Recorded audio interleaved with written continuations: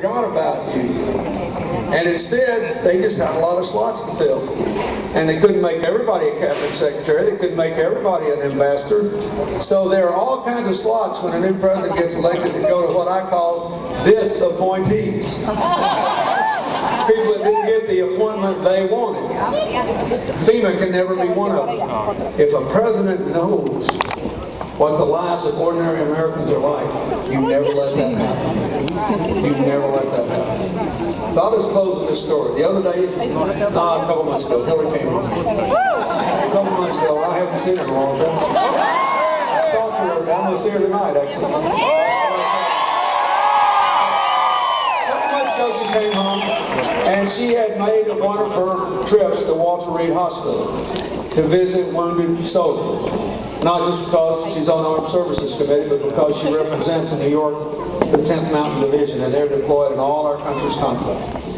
So she comes home shaking her head saying, you know, I met this amazing young Army officer today. He was being fitted for a prosthesis. His right arm was blown off below the elbow in one of these roadside bombs.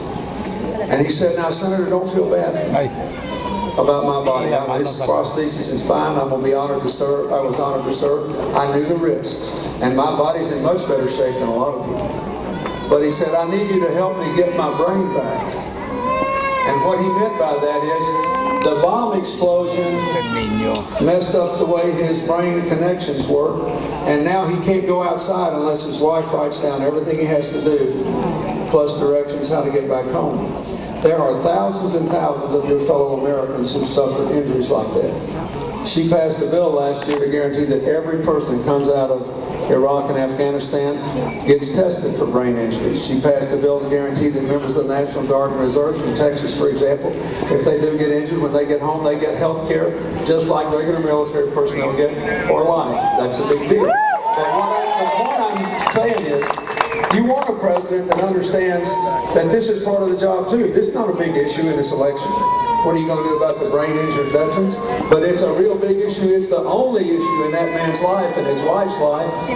And she said to me what I want to say to you. She said, if I get elected, I will never allow this country to do what we did after Vietnam and confuse an unpopular war with our moral obligations to our veterans. We will take care of these people if it's the last thing I ever do. That's what you want in a president. And that's my case for her. So if you want a president you can be absolutely sure will leave America in better shape than she found it, will give our children and grandchildren a brighter future, and will help this troubled world to come together instead of drifting apart. If you want somebody who can say yes, yes, yes to those things, you say yes to Hillary tomorrow and tomorrow night, and you will elect her president, and you will love it. Thank you, and God bless you all. Thank you.